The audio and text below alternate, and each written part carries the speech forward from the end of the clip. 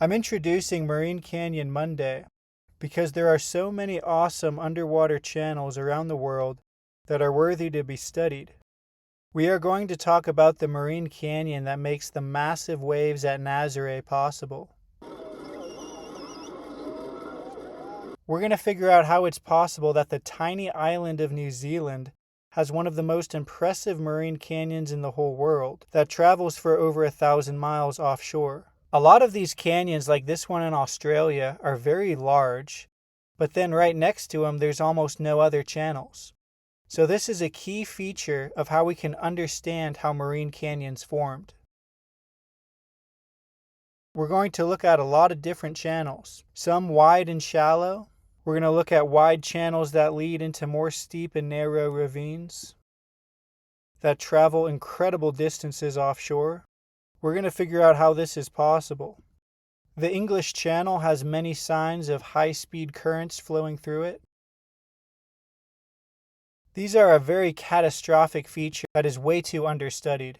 They have them in the Mediterranean, where they lead right up into the mountain canyons.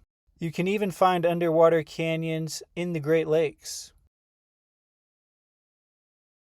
This is very important if you want to understand the formation of the Great Lakes.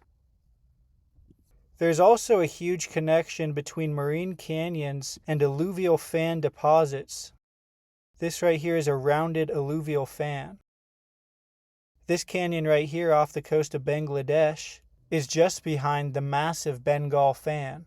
Okay, so this is Greenland, and you can see how you've got alluvial fans and then you've got the canyon in the middle. The fan is deposition and the canyon is erosion.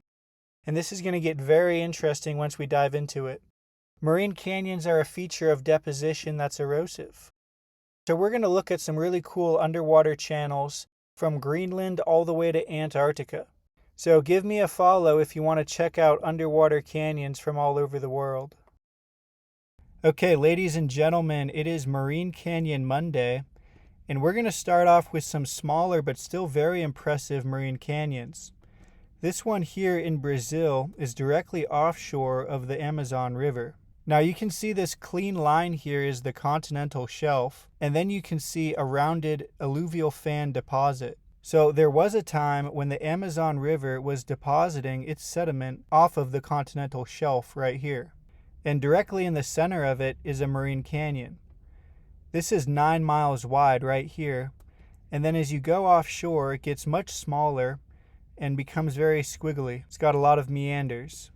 Now these are still over a half-mile wide, so they're still very impressive. Now there's a ton of these small squiggly marine canyons all over the place offshore of the Amazon River. So how did all of these little squiggly canyons form? Well, if you check the depth, this right here is almost 4,000 meters deep. So they're found as far as 400 miles off of the continental shelf in very deep water. So how can this be possible? Well, the secret is hidden in this debris fan. It's an agreed upon theory that underwater debris flows, aka turbidity currents, are what carve these deep underwater canyons. You see, in order to carve a canyon thousands of meters deep, you need to have something more dense than water. That's where the debris flow comes in. All right, let's look at this one here off of the coast of Bangladesh and India. This right here is called the Bengal fan. This entire area of land is a fan deposit. And again, in the center of the fan deposit is a marine canyon. Now, the underwater data isn't very good here, but we can still get an idea that this is a very large marine canyon. Okay, now this one off the coast of India and Pakistan is another good one. And again, you can see the rounded fan deposit, okay? Upstream, you've got a huge mega channel, okay? I've talked about this before, but I'll definitely talk about it again. So you've got the alluvial fan deposit. In the center of the fan deposit, you've got the marine canyon.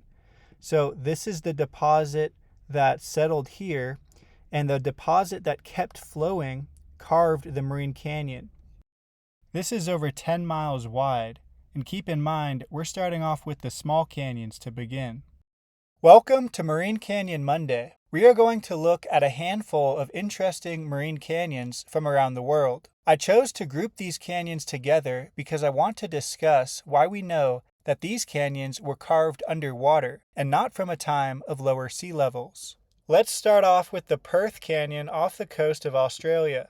This is a massive canyon that's over 17 kilometers wide.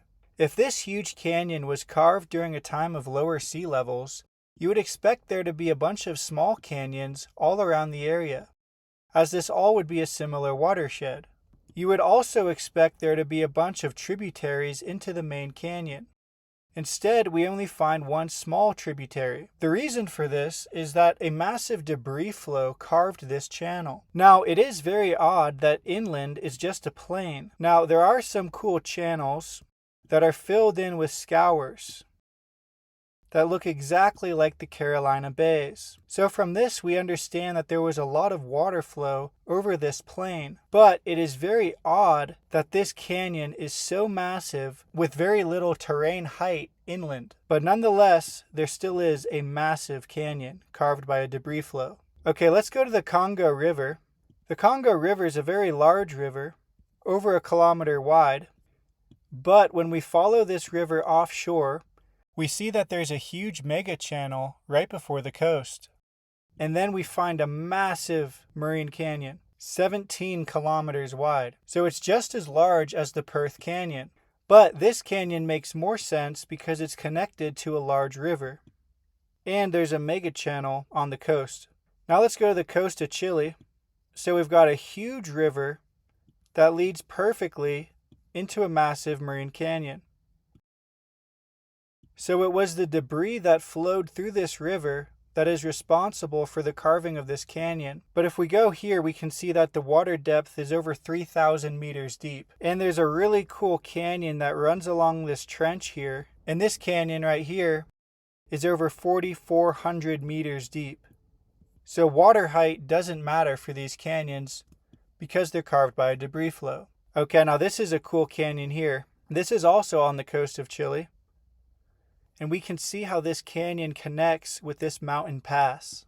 This channel was able to carve right through this range to lead into the canyon. This canyon is the primary source of the marine canyon that runs along the Peru-Chile Trench.